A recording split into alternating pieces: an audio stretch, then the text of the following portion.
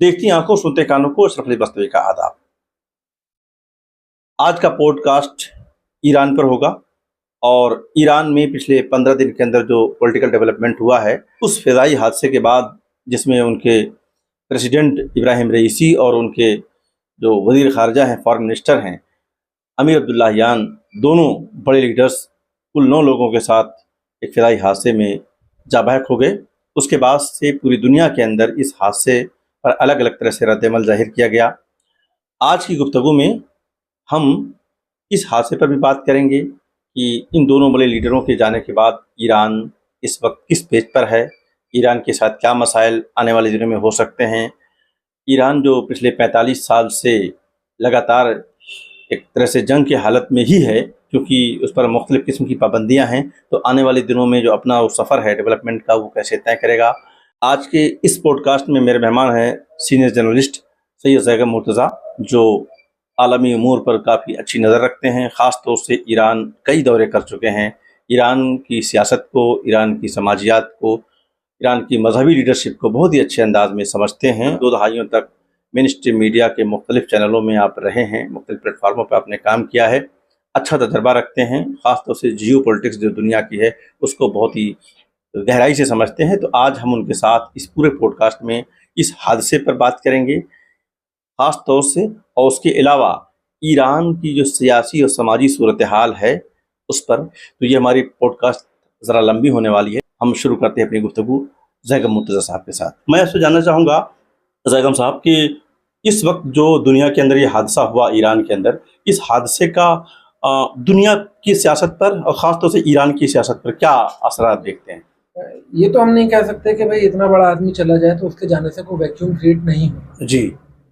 और जब बड़ी शख्सियत या जो सिस्टम का आदमी या जो चीज़ों को समझने वाला आदमी, वो कंटिन्यूटी ब्रेक होती है, इसमें कोई शक नहीं। जी बिल्कुल। लेकिन जो ईरानिया सिस्टम है उसमें इन सब चीज़ों को, इस तरह के शॉक्स को एब्जॉर्व करने के लिए उन लोगों ने वो अपना जो सिस्टम है उसको उस तरीके से ढाला है, क्योंकि उनके साथ पहली बार ऐसा नहीं हुआ। जी बिल्कुल सही कहा, पूरी तारीख है उनकी तारीख है, उनका कोई पहला प्रेसिडेंट इस तरीके से हादसे का शिकार नहीं हो। ये तो चलो ठीक है, हादसा, इस पर तो कॉन्स्पिरेसी थ्योरी वाले कुछ भी कह सकते हैं। जी जी जी। तो ये अलग अलग डिबेट है। लेकिन भाई उनके यहाँ पार्लियामेंट में एक बार आपने देखा कि पार्लियामेंट में कैसे धमाका हुआ, उसमें पूरी पार्लियामेंट ही खत्म हो गई। और उसके बाद भी सिस्टम चलता रहा।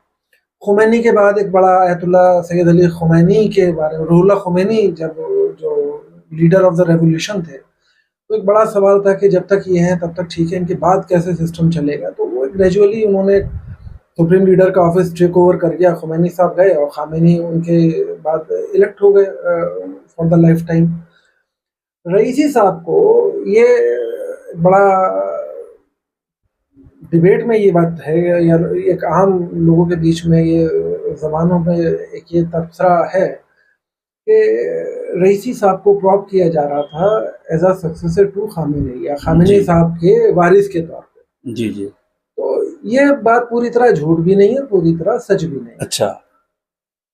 उसका मसला ये है कि जब रईसी साहब पहला प्रेसिडेंशियल इलेक्शन लड़े, तो पहला इलेक्शन बुरी तरीके से आ रहे थे, हसन रूहानी जीते थे, आपको ये जी जी जी, हसन रूहानी जीते थे। हाँ। लेकिन उस टाइम में जो वहाँ का जो एक तरीके कंजर्वेटिव जो विंग कहलाता है, या जो ट्रेडिशनलिस्ट हैं, जो या जो रवायती चीज़ों में जिन लोगों का यकीन है, तो उनका बैकिंग था रईसी साहब।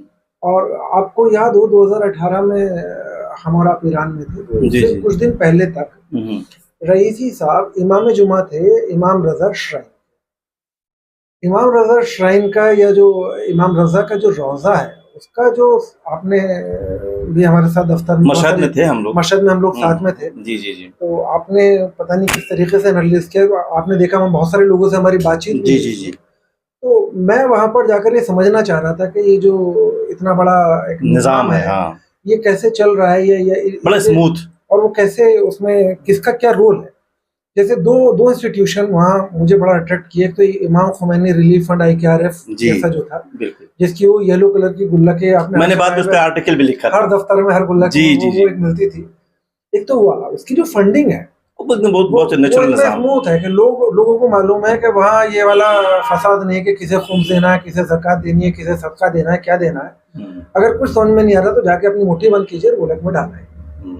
वो पैसा पूरी दुनिया में, खाली ईरान में नहीं है, पूरी दुनिया। अब हमने देखा सोमालिया में, या इवन जब कोविड में यहाँ पर एड आया तो वो IKRF का उसमें नाम आया, आपने देखा होगा जब केरल वाले बाढ़ से लेके, या जब भी ईरानियंस का पूरा ग्लोबल एड वाला जो सिस्टम, वो पूरा सिस्टम वो संभालता है IKRF। उसमें वो ऑफिस रिपोर्ट करता है सुप्रीम लीडर का, उसको प्रेसिडेंट के ऑफिस को वो रिपोर्ट नहीं कर रहा है।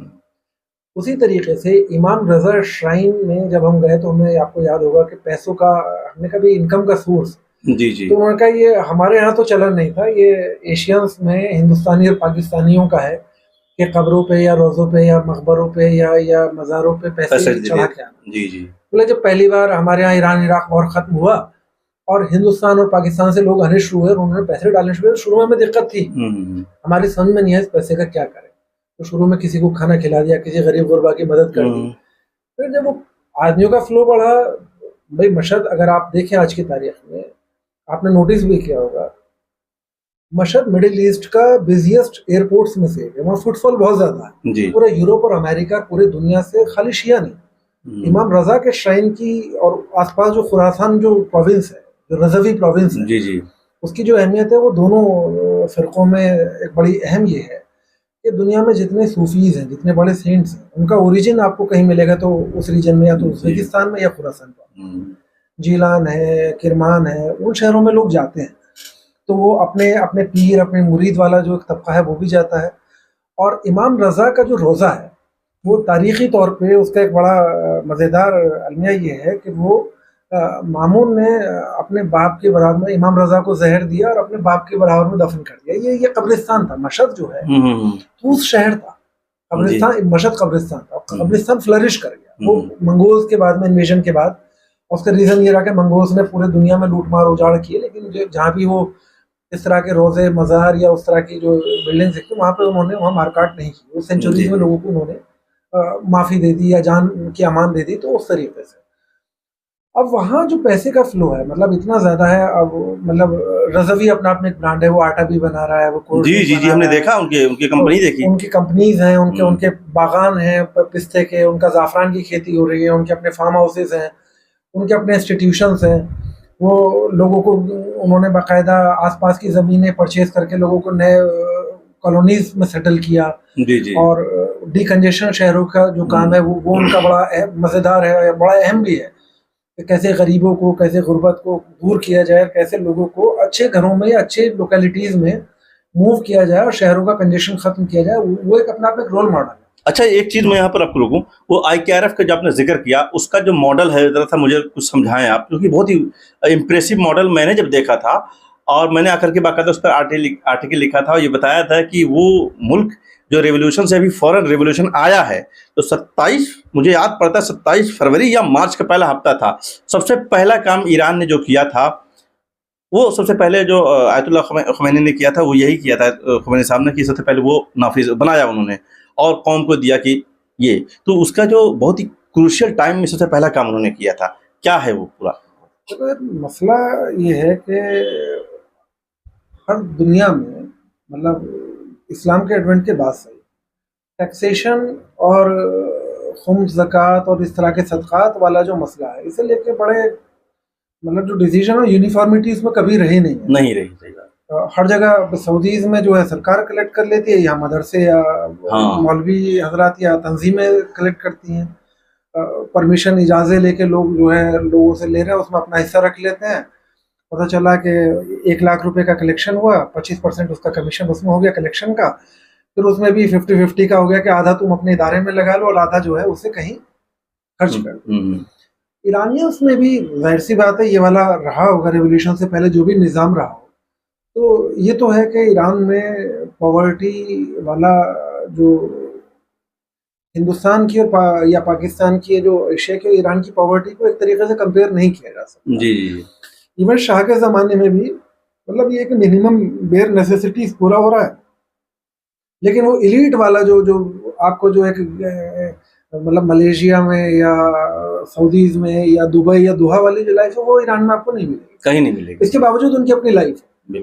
तो ऐसा नहीं है, लेकिन उसके बीच में अब उस पैसे को और अपने निज़ाम को, मतलब भाई इस्लाम ये कहता है कि पैसा कमाने को मना नहीं कर रहा, लेकिन होर्डिंग को मना करता है। तो उस चीज़ को अयतुल्लाह खुमैनी ने इसे अपने एक रोल मॉडल की तरह उन्हें यूज़ किया कि जो सुपर रिच हैं उन्हें टैक्स कर दिया जाए, जो लोग हैं जो कमा सकते हैं वो कमज़ोर लोगों की जिम्मेदारी लें। तो IKRF के मैंडेट में 3 चीज़ें शुरू में आई। एक बेवागान जिनका कोई वारिस नहीं है, यतीम, और तीसरे वो जो जंग में ईरान इराक वॉर में असल में बहुत बड़ी लाखों लोग मारे गए, और फौजी भी थे, बसीजी भी थे, आवाम भी थे। अब उतने लोगों की जिम्मेदारी उठा पाना सरकारों के बस की नहीं जी। तो उसकी जिम्मेदारी उन्होंने अवाम के सुपुर्द कुछ पार्ट उसका करने की कोशिश की, और उसमें लोगों से कहा कि आपका जो दिल करे, मतलब ये नहीं था, बंदिश नहीं है, लेकिन भाई आपके दफ्तर में हमने जो एक बॉक्स रख दिया है कलेक्शन के लिए, सड़क पे लगा दिया है, जी आप पब्लिक प्लेस पर हमने देखा, चौराहों पर जो मन आया उसमें डाल दीजिए। उससे जो कलेक्शन आएगा उसमें जो वॉर विडोज हैं उनके खर्च हैं, उनके बच्चों की तालीम है, जो यतीम है उनकी तालीम है, जो बेवागान है उनकी जो अखराजात है, वो अपना एक एप्लीकेशन दे, अपना खर्च बताए, और अपनी एक मिनिमम ज़रूरतें जो उसे डिपार्टमेंट को लगती हैं उसका एक सर्वे करा के और उसका असेसमेंट करा के उसमें जो वजीफ़ा टाइप या वो एक तरीके से मंथली उसका एक एक्सपेंडिचर का वो पार्ट वो बेयर कर लेता है। हम एक बार फिर लौटते हैं अपनी उस गुफ्तगू पर कि ये जो दो बड़े लीडर्स थे, अमीर अब्दुल्लाहियान और रईसी साहब, इनका अचानक जाना, जैसा कि आपने कहा कि जाहिर सी बात है ईरान एक रेवोल्यूशन से आया हुआ मुल्क है, तो वहाँ पर लीडरशिप की बाकायदा कई लेयर्स होती हैं, और तारीख ने देखा है कि उनके यहाँ इस तरह की कोई क्राइसिस कभी रही नहीं है। दुनिया ये महसूस कर रही थी कि बहुत ज़्यादा हाहाकार होगा, और क्या होगा, ऐसा होता नहीं, कभी भी हुआ नहीं है। तो ये बताएं कि पूरी दुनिया, जो रईसी साहब हैं, रईसी साहब जिस दिन इंतकाल उनका हुआ, बाकायदा कन्फर्म हुआ, तो मैं एक इंटरनेशनल मीडिया ऑर्गेनाइजेशन के वेबसाइट पर था, वहाँ मैंने देख रहा था कि उनके एक पहलू को बहुत ही गलत क्या कहें कि बहुत ही अजीब अंदाज में पेश किया गया कि वो 5000 लोगों के को मारने का जो कमेटी थी उसके वो मेंबर थे, और उन्होंने हुक्म दिया था।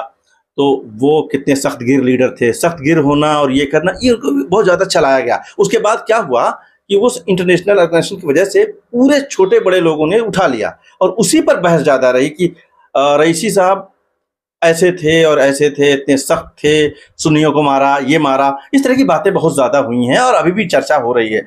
आपका क्या एनालिसिस इस पे है? ईरान के हालात को समझने के लिए 2 चीज़ें समझना बहुत ज़रूरी है। एक तो रेवोल्यूशन के एकदम बाद वो मुल्क 8 साल वॉर में रहा, जंग में रहा, और उसके बाद में उसी दौरान जब रेवोल्यूशन आया तो उनका उसी ज़माने में अमेरिका और इजराइल के साथ उनका कन्फ्रंटेशन शुरू हो गया जी। और उसके 2 रीज़न थे। एक तो ये था कि भाई अमेरिका और इजराइल के कंसर्न 2 चीज़ों को लेके थे। शाह के साथ उनका न्यूक्लियर से लेके और हथियारों तक हर चीज़ पे उनका एक बड़ा कोऑर्डिनेशन चलता था। आपने अमेरिकन एम्बेसी भी देखी है, जी देखिए, कितना बड़ा वो सेटअप बहुत बड़ा हिस्सा आपने सवाक के कैद खाने भी देखे, बिल्कुल देखे, और कैसे वहां पे लोगों को मारा गया, कूटा गया, लोग गायब हो गए, नमक के सहराओं में लोग गायब।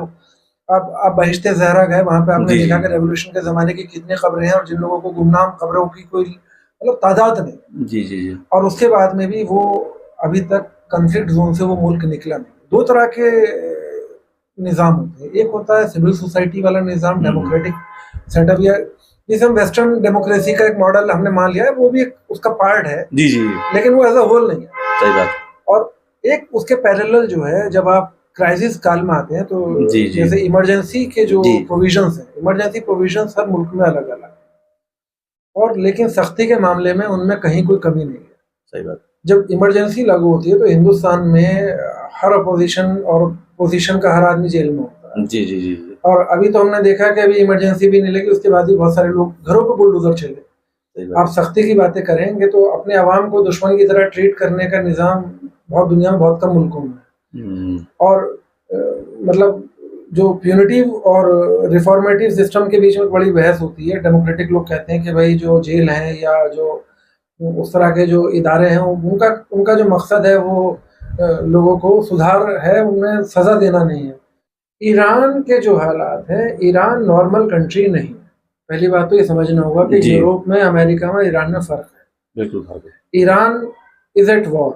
अमेरिका अनडिक्लेयर्ड वॉर में हो सकता है, ईरान डिक्लेयर्ड वॉर में, और एक फ्रंट पे नहीं लड़ रहा है, कई सारे फ्रंट पे लड़ रहा है। उसी बीच में उनके यहाँ रेडिकल, जैसा थॉट कह सकते हैं कि वो रेडिकल नेता वेता वाली बात है, लेकिन इस बात से भी इनकार नहीं कि हर साल धमाकों में उनकी फौज और उनके पुलिस के या उनके बसीज के हर साल जो तादाद है मरने वालों की, वो उन फांसी दिए जाने वाले लोगों से अब भी ज्यादा। अच्छा, आप हर साल खबरें भी पढ़ रहे हैं और आप देख के भी आ रहे हैं और खबरें भी देख के आए हैं आप। तो इन सब चीजों को हालांकि जस्टिफिकेशन कभी भी नहीं हो सकता, लेकिन फिर भी यह है कि ईरान को जो जिन हालात का सामना करना पड़ रहा है उसमें किसी भी आदमी पे यकीन करना, किसी आदमी भरोसा करना।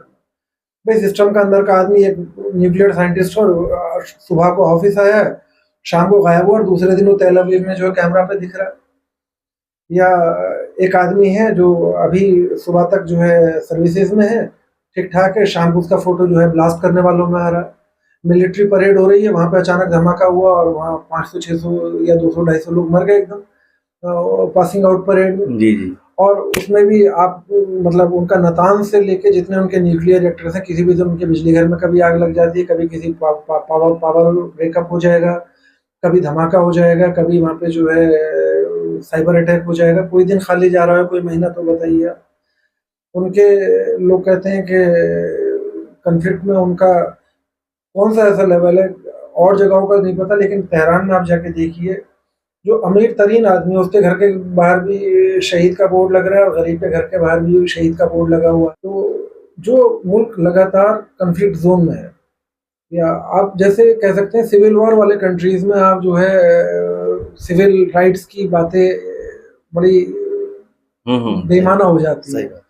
या जैसे हिंदुस्तान में जो लोग कट्टरपंथी कह रहे हैं, उन्हीं लोगों से पूछेंगे तो वो ये कहेंगे कि साहब जो टेररिस्ट हैं और जो क्रिमिनल्स हैं और जो एंटी लॉ या एंटी नेशनल है, उनका कोई ह्यूमन राइट नहीं होता।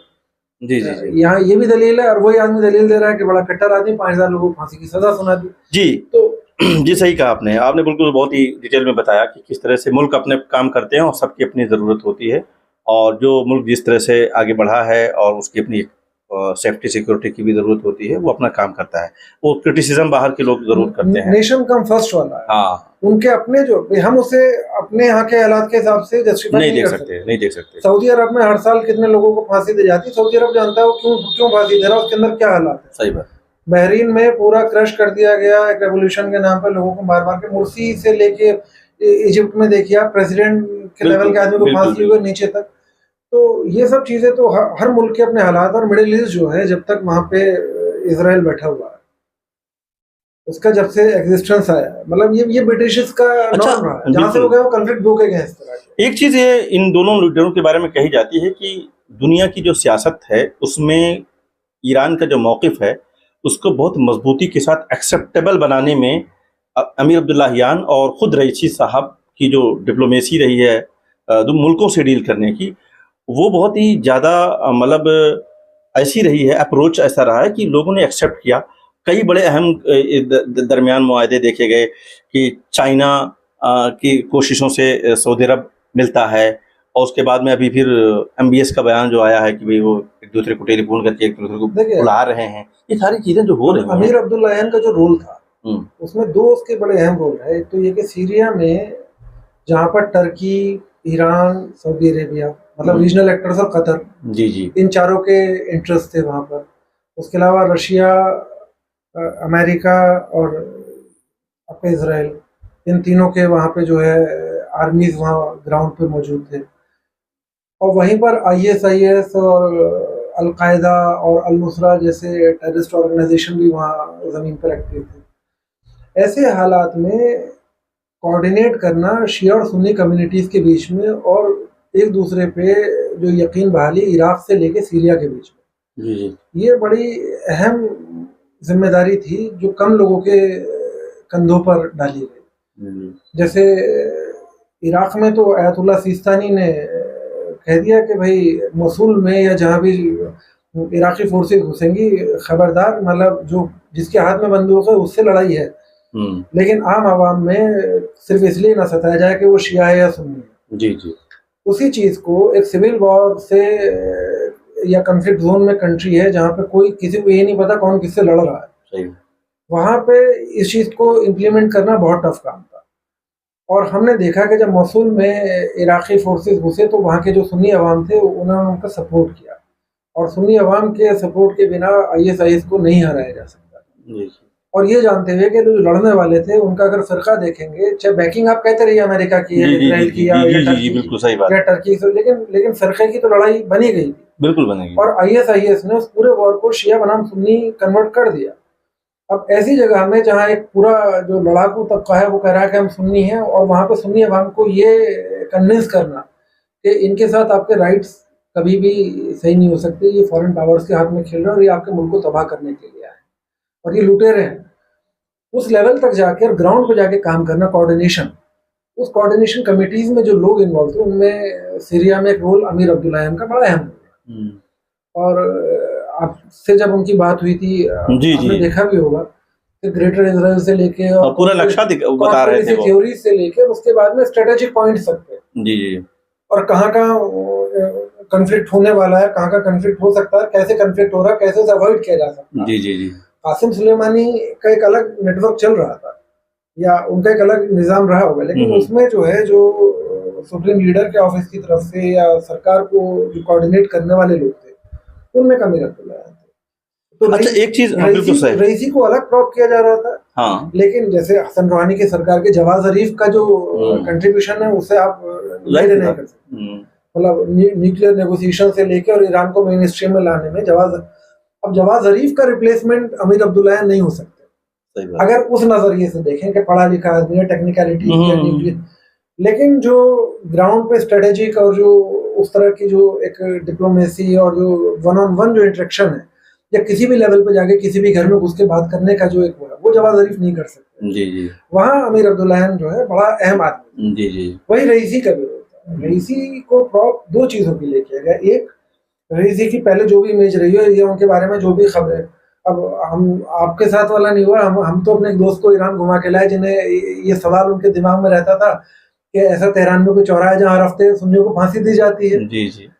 तो मिसकंसेप्शंस होते हैं जहाँ आपका कांटेक्ट नहीं होता, वन ऑन वन कांटेक्ट नहीं होता, आप जाते नहीं, देखते नहीं, आप गए, आपने बहुत सारी चीजें देखी, आपके दिमाग में बहुत सारी चीजें निकल गई, आपके बहुत सारे सवालों का जवाब मिल गया। अच्छा, एक चीज मुझे बताइए कि जब भी ईरान का जिक्र होता है तो ईरान एक शिया मुल्क है और सुन्नी दुनिया एक बहुत बड़ी दुनिया है, तो जो कॉन्फ्लिक्ट है उनका, इस कॉन्फ्लिक्ट को जो लोग असेस करते हैं वो ये कहते हैं कि यहाँ पर रिलीजियो पॉलिटिकल है, यानी इसमें रिलीजियस एंगल भी है, उनका फ़िक़ही एंगल भी है और सियासी एंगल, अपनी बरतरी चाहता है ईरान, उस पूरे खित्ते में लीडरशिप चाहता है, तो इसलिए वो फ़िलिस्तीन के कॉज में बहुत पेश दिखाई देता है, और इसलिए दिखाई देता है कि ताकि फ़िलिस्तीन ऐसा मौजू है जिस पर तमाम दुनिया के मुसलमान एक प्लेटफॉर्म पर होते हैं, तो वहाँ पर ईरान लड़ता हुआ या सपोर्ट करता हुआ दिखाई देता है। तो ये एक तरह से उस पूरे खित्ते में अपनी बरतरी कायम करने की बात है। हमें उस खित्ते के बारे में समझने के लिए 1944, 45, 46 में जाना पड़ेगा जी।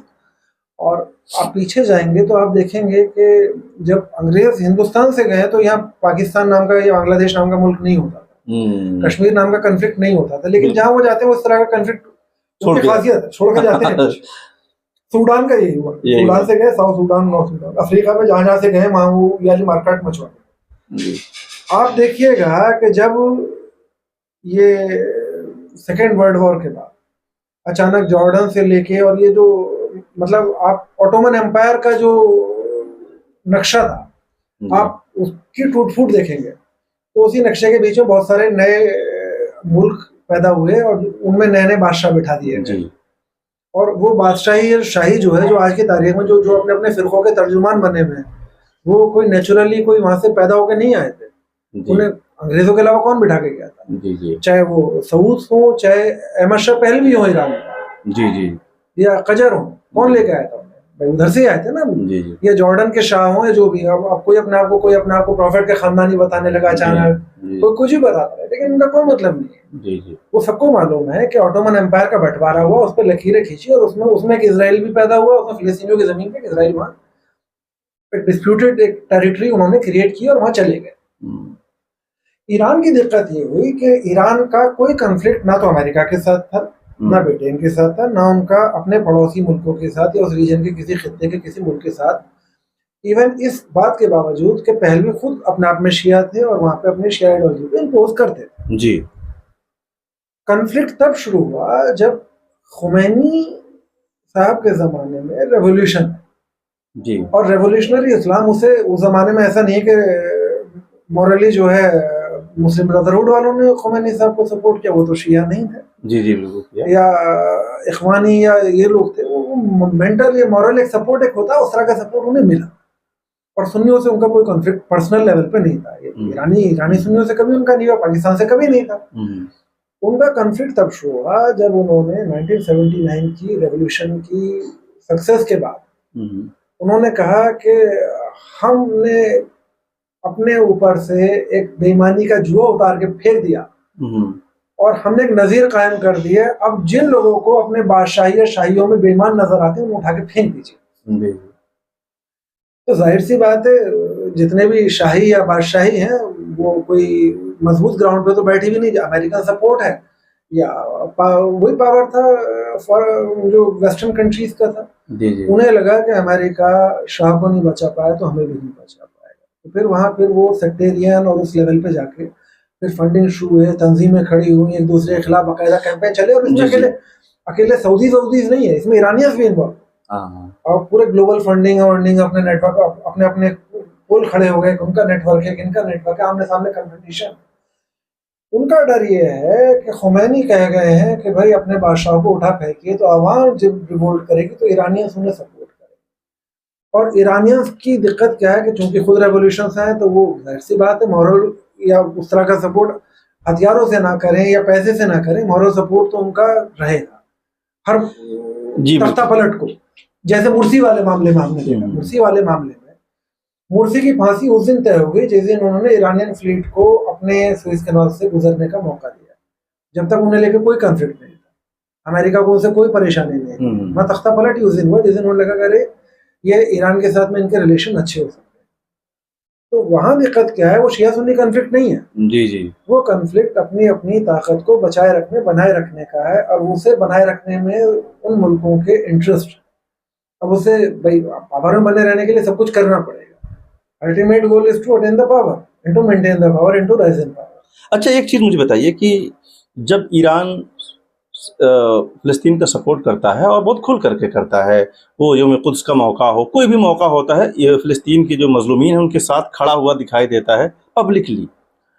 तो अभी पिछले दिनों जब ये पूरी जंग चल रही है जब से, तो इस दरमियान एक नारा क्रिएट किया कुछ लोगों ने, 57 बहनों का इकलौता भाई है ईरान, ऐसा करके लोग कहने लगे कि वो कोई नहीं बोल रहा है, बोल अगर रहा है तो सिर्फ और सिर्फ एक मर्द की हैसियत से, मर्दानगी के साथ फिलिस्तीन के मामले में वो खड़ा भी है, सपोर्ट भी कर रहा है, बोल भी रहा है।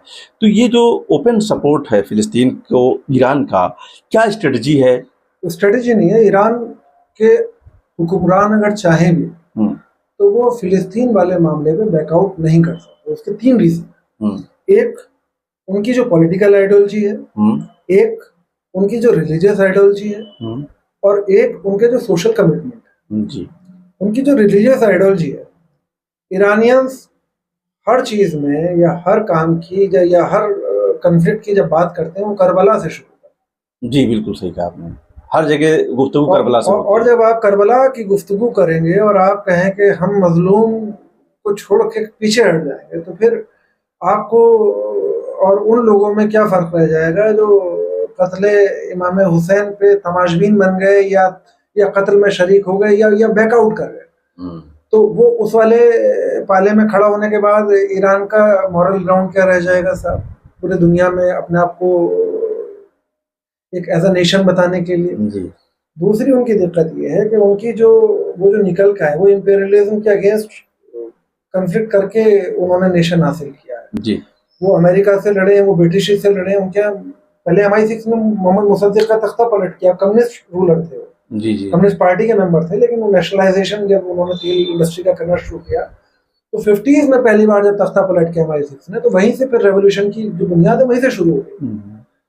तो उसके खिलाफ उन्होंने बाकायदा बाजार पे, ग्राउंड पे औरतें वो उनका पूरे मूवमेंट, उनका इंपेरियलिज्म के अगेंस्ट, उनका कल्चरल, रिलीजियस और पॉलिटिकल तीनों फ्रंट पे वो लड़े हैं इंपेरियलिज्म के अगेंस्ट। तो अब अगर वो अमेरिका और ब्रिटेन के साथ खड़े हो जाएंगे तो फिर उनकी जो पिछली जो लड़ाई है उसकी जो क्रेडिबिलिटी वो खत्म हो जाएगी, लगेगा कि ये सब तो यानी वो अपनी बुनियादों से हट जाएंगे, अपनी बुनियादों से हट जाएंगे। जो इंडियन नेशनल मूवमेंट का एक बेस था, गांधी का जो स्वदेशी वाला जो वो उसका वो रूट वहीं से है। गांधी को इसलिए आपने देखा भी होगा ईरान वगैरह में, जो मैंने सबसे ज्यादा सुना और खासतौर से वो जो वहाँ की जो यूनिवर्सिटियों के हेड थे उनके साथ जो हमारे डिस्कशन 2 दिन हुए, तो गांधी के जो दर्शन है, गांधी दर्शन, उसका जिस तरह से उन्होंने वहाँ पर जिक्र किया, जिस डिटेल में जिक्र किया, वो मैं हैरान था कि, और उन्होंने अपने रेवोल्यूशन से जोड़ा कि हमने गांधी से सीखा है अपने रेवोल्यूशन में। हमारे यहाँ कोई कह सकता है कि भाई गांधी को फिल्म देखने के बाद लोगों ने पहचाना। सही कहा आपने। लेकिन मैं अपना कह सकता हूँ कि मैं इतने मुल्कों में घूम आया। सही कहा आपने। और मैं दुनिया में कहीं ऐसी जगह मेरे साथ नहीं हुआ, कोलंबो से लेकर तेहरान के बीच में और मंगोलिया से लेकर नाइजीरिया के बीच में, जहाँ गांधी का जिक्र एक बार मेरे सामने ना हुआ। सही बात। गांधी स्ट्रीट, गांधी की मुजस्मे, गांधी के नाम पे डिपार्टमेंट, गांधी के नाम पे कोर्सेज, गांधी रिसर्चेस पूरी दुनिया में। सही बात। गांधी की जो रेलेवेंस है, मैं एक बड़ा आसान सा टेस्ट लोगों को बताता हूँ। मैं मतलब बहुत सारे लोग मुझसे इख्तलाफ रखते हैं इस बात में। गांधी में मेरी रिलीजियस आइडियोलॉजी हो सकता है गांधी के साथ मैच न कर रहे, सही है, लेकिन गांधी की जो 2 चीज़ें बड़ी अहम है। एक तो जो उनका स्वदेशी मूवमेंट में, एक साहब ने लिखा फेसबुक पे एक बार के वो चरखे से आज़ादी नहीं आई थी, तो हमने उसके जवाब में मैं आपसे भी दोहरा देता हूँ। लोग किस खुशफहमी में है कि मतलब जिस एम्पायर का सूरज नहीं गुरूब होता था, वो एम्पायर जो है 4-5 लोग तमंचा लेके या बंदूकें लेके उसे भगा देते हिंदुस्तान से। मतलब लोग कहते हैं कि फला क्रांतिकारी और उनका कंट्रीब्यूशन डिनाई नहीं कर सकते आप, सही बात, लेकिन वायलेंस से कभी भी आप अपने बड़े जो ऑब्जेक्टिव्स हैं नहीं पा सकते। सही बात। आप मेरे साथ जुल्म कीजिए, आप मेरे एक मारिए, आपको लगता है मैं हाथ बांध के बैठ जाऊंगा, मैं 2 मार दूंगा, आप 2 मारिए, मैं 4 मारूंगा, हाथ चलते हैं। यही होगा। गांधी ने जो कहा कि an eye for an eye will make the whole world blind, आंख के बदले आंख अगर आप लेंगे तो पूरी दुनिया अंधी हो जाएगी। तो वो बड़ा अहम है। दूसरी चीज उन्होंने कहा कि जो चरखे वाली आज़ादी, तो जाहिर सी बात है उन्होंने उस जमाने में चरखे को 2 चीजों से जोड़ दिया। एक सेल्फ डिपेंडेंसी, आप अपना कपड़ा बुनिए, अपना खरीदिए, अपना पहनिए। तो उससे क्या हुआ, जो यहाँ से सस्ता जो एक इनपुट मिल जाता था मैनचेस्टर की कपड़ा मिलों को, जो कपास सस्ती फ्री वाली, नील कपास सब यहीं से जाता था। सही बात है। वो मिलना कम हो गया। उसके जाहिर से आते यहाँ खपत होने लगी तो उसकी कॉस्ट बढ़ गई। अब यहाँ से ले जाके वहाँ घाटे का सौदा कौन करेगा, वो लाला था। जी। ब्रिटेन तो प्रॉफिट के लिए हिंदुस्तान में था ना, तो एक तो ये नुकसान हो गया। दूसरा ये हो गया, वो जो अपना प्रोडक्ट यहाँ लाके बेचते तो उसका खरीदार खत्म हो गया, स्वदेशी पहनेगा तो उनका नहीं खरीद रहा। तो हिंदुस्तान से अंग्रेज किसी तमंचे, तोप या बंदूक या रेवोल्यूशन से डर के नहीं भागे। वो उस दिन चले गए जिस दिन उन्हें लगा कि हिंदुस्तान को मेंटेन करने का जो खर्च है वो यहाँ से होने वाली आमदनी से ज्यादा है। अब घर से देना पड़ेगा। इन्हें क्यों पाले, वो सारा तो ट्रेन करके ले गए, सारी वेल्थ ट्रेन कर ली उन्होंने, सारे रिसोर्सेज ट्रेन कर लिए, सारी हमारी प्रॉपर्टी, सारा सोना चांदी जो कुछ भी था तो यहाँ से ले गए। अब जो बचा था उसमें उनके पास कुछ नहीं था, तो घाटे का सौदा था। एक तो ये। दूसरा, एक और आसान टेस्ट है, आप घर जाइएगा और अपने बेटे के बेवजह थप्पड़ मार के देखिए, तो रिएक्शन आप नोटिस करना। अगर आपका बेटा पलट के आपको जवाब दे दे तब अपना रिएक्शन देखना, और आपका बेटा थप्पड़ खाने के बाद गर्दन झुका के चुपचाप दूसरे कमरे में जाके बैठ जाए तब अपने दिल से पूछना कि दिल से कौन सी करहा निकलती है, कौन सी आवाज आती है। बड़ी हम बात है।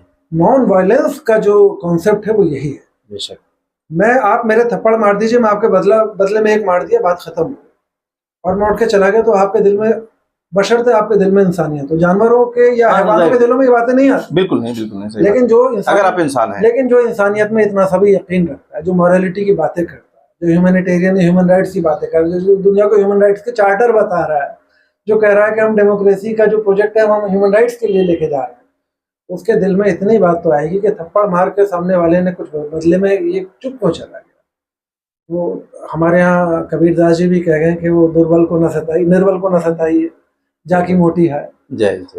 तो वो जो कमजोर आदमी है उसकी जो है, मतलब वो अगर जवाब नहीं दे रहा है तो या तो वो इतना मजबूत है कि वो आपको खत्म कर देगा, या उसका ऊपर वाला इतना मजबूत है, जो उसकी हया आपको ले डूबे। तो गांधीज़्म का जो प्रिंसिपल है, तो हमने ईरान के कन्फ्लिक्ट से शुरू किया था और मैं गांधीज़्म पे खत्म कर रहा हूँ। बहुत अच्छी एंडिंग हमारी है कि गांधी जी का जो दर्शन है, जो जिस तरह से उन्होंने पूरी तहरीक को चलाया था, और वाकई में मैं जब ईरान में था तो बहुत हैरान मुझे हुआ कि इतना डिटेल में वो जो साहब प्रोफेसर थे, इतनी डिटेल में उनसे बात कर रहे थे हम तमाम पूरे डेलीगेशन से, और एक एक चीज़ गांधी जी की अपने रेवोल्यूशन में कैसे उन्होंने अडॉप्ट की है उस पूरी रेवोल्यूशन में, उसका जिक्र कर रहे थे और बहुत ही एडमायर कर रहे थे। तो बहुत बहुत शुक्रिया आपका, आपने मुझे समय दिया और हमने कोशिश ये की कि ईरान का जो अभी जो वाक़या हुआ है इसे बताएं, ज़ैगम साहब के साथ बैठ करके बात करें, और ईरान जो पूरा मुल्क है उसकी जो पॉलिटिक्स है, उसकी जो समाजियात है, उसे समझें, क्योंकि ईरान एक ऐसा मुल्क है जिसको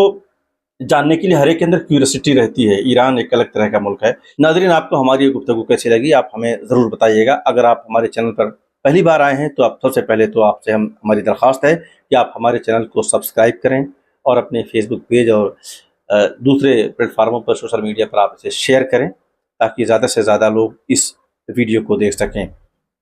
बहुत बहुत शुक्रिया।